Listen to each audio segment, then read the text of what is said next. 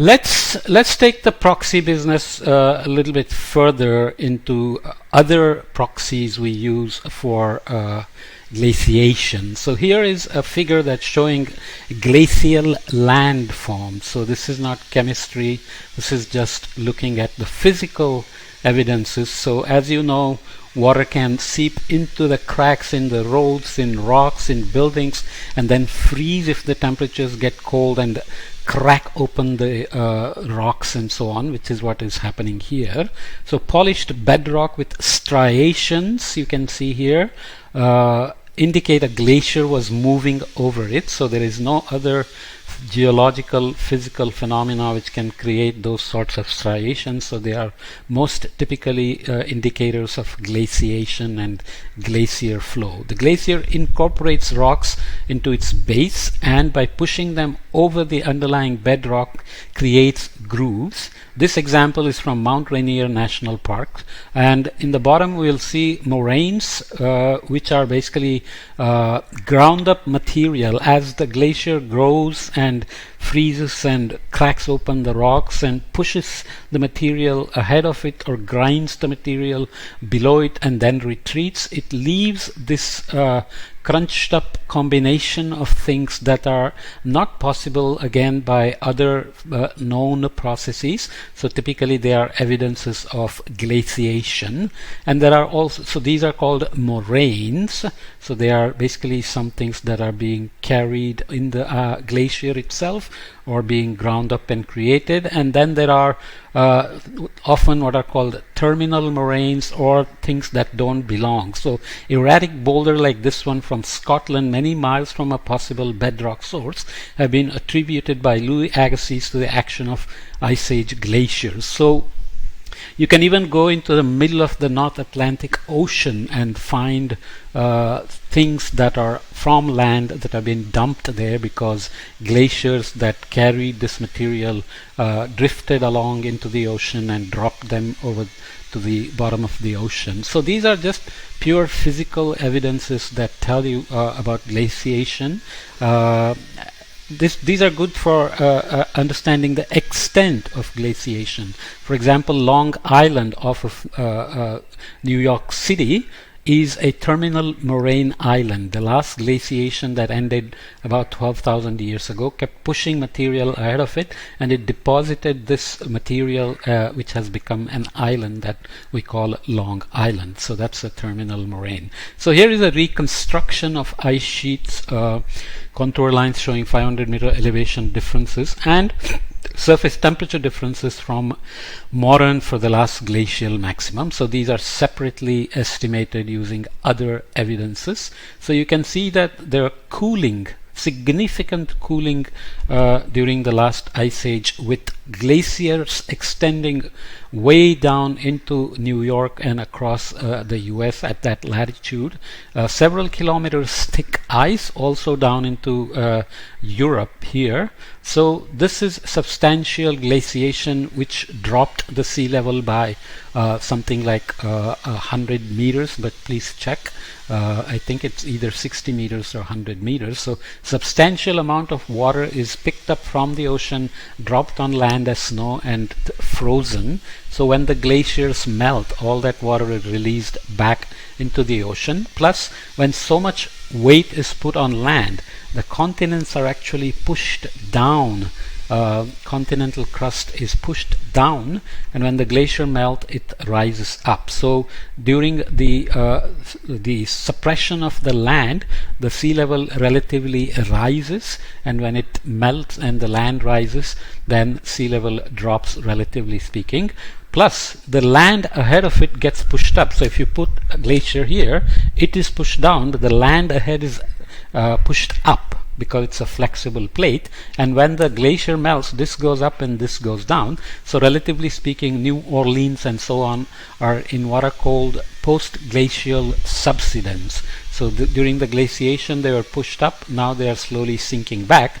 With the warming and cyclones, hurricanes and so on, this obviously makes for interesting sea level problems as well. So you can see all the way down into the Mediterranean and so on, there were significant cooling even down into the deep tropics, both in the Atlantic and Pacific Ocean as well as the Indian Ocean. And there is evidence that the deep ocean cooling that happened that far ago has actually been modulating the global warming since the Industrial Revolution, or the ocean heat budget as of now. Okay, so the other critical thing that happens with glaciation over time is again the so-called ice albedo feedback that we mentioned in the context of polar amplification, for example. So I'm showing the figure of the delta O18 again.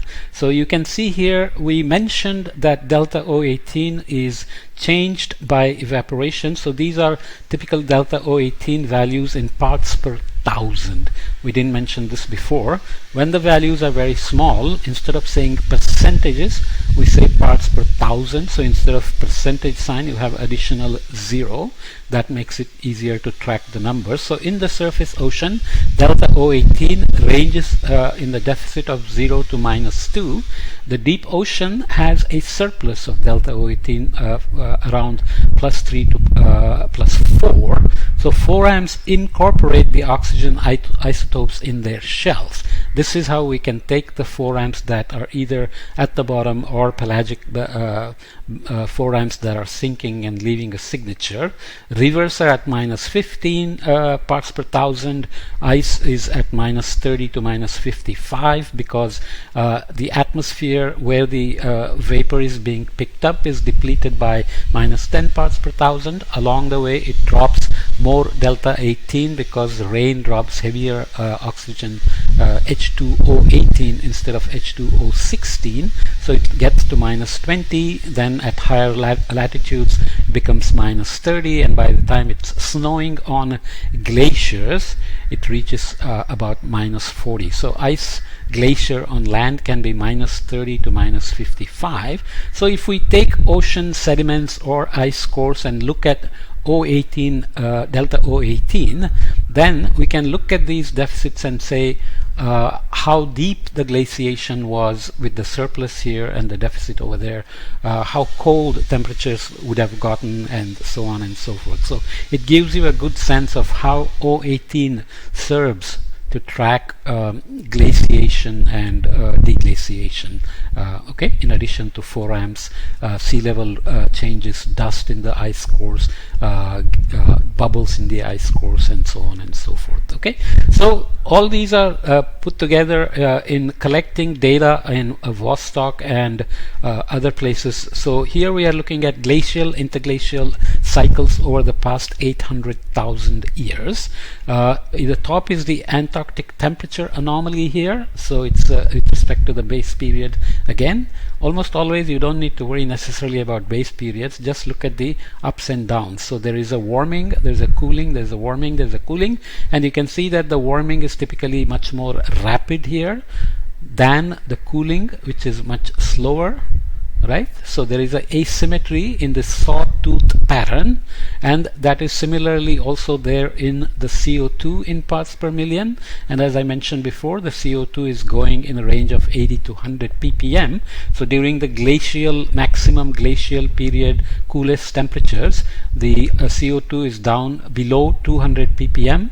When there is maximum warming temperatures, it is reaching about 280 ppm. So when we came out of the last glacial maximum, we were at 280 ppm, which went on for a few thousand years before it started to increase and started to affect the temperatures. So mini global warming was already started into the medieval warming, and then of course we had the little ice age. Okay, so deuterium is the heavy hydrogen isotope 2H. Remember, H is 1, but when it has 2 protons, we call it deuterium. it's a hydrogen isotope, so one proton and one neutron. In H2O, it works similar to the heavy oxygen isotope as a local temperature proxy. So how much of deuterium and how much of hydrogen is there in the water molecule also depends on temperature, so it acts as a temperature proxy. Here we have atmospheric CO2 concentrations from ice cores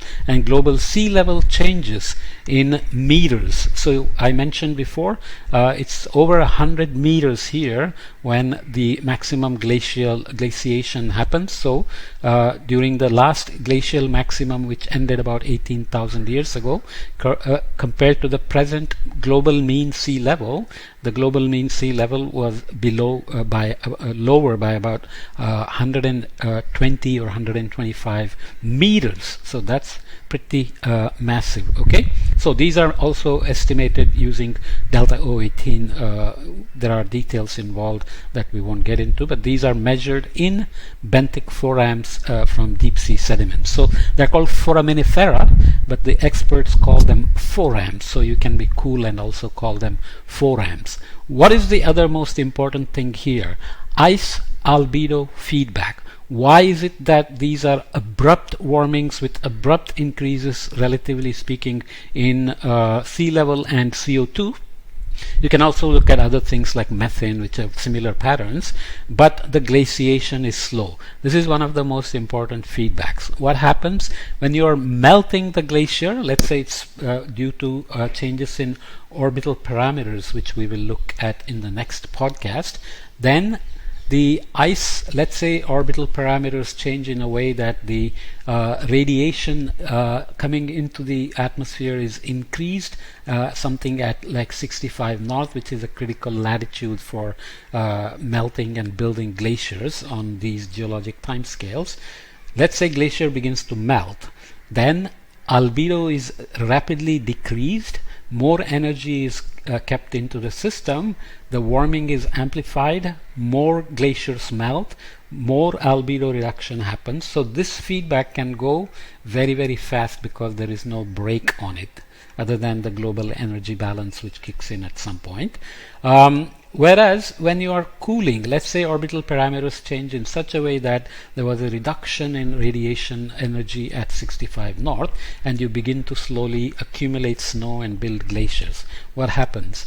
Albedo increases, more energy gets reflected back to space, so temperatures cool, and it favors the increase in snow accumulation and glacier buildup more. But why does it go slower and slower? Because as the temperatures begin to drop globally, evaporation and snowfall rates also begin to decrease, so the accumulation of snow and buildup of glacier begins to slow down. So the buildup of glacier, while it continues as long as the orbital forcing is favoring the positive feedback in this direction. Remember, both are positive feedbacks. In this direction, ice volume increases, glacier volume increases, albedo increases, energy reflection increases, cooling continues, but ice snowfall rates decrease. Remember the Clausius-Clapeyron relation: colder the temperature, less the ability of the atmosphere to hold water vapor. So it begins to slow down. So the glaciation goes very slow, can take 100,000 years or more. In fact, these time scales here are approximately 100,000 years. If you remember, the time scale changed from 41,000 years to 100,000 years about a couple of million years ago. We will discuss that in the next podcast and also later on. Okay, so ice albedo feedback is positive, can go very fast in the melting phase, and goes slowly in the glacier building phase. Why are we worried about it now? Because we are in the melting phase. Global warming is melting glaciers over Greenland, over Antarctica, and this is something that can go very fast, and there have been evidences of very abrupt changes from the end of the last glacial maximum. The last glacial maximum was reached around 21,000 years ago. It started to melt. About 12,000 years ago, there was a sudden freezing. We will get into some details later on. But the melting was very rapid. The glacier was built from about 130,000 years to 20,000 years ago, but it melted in just about 8,000 years with a lot of hiccups in the middle.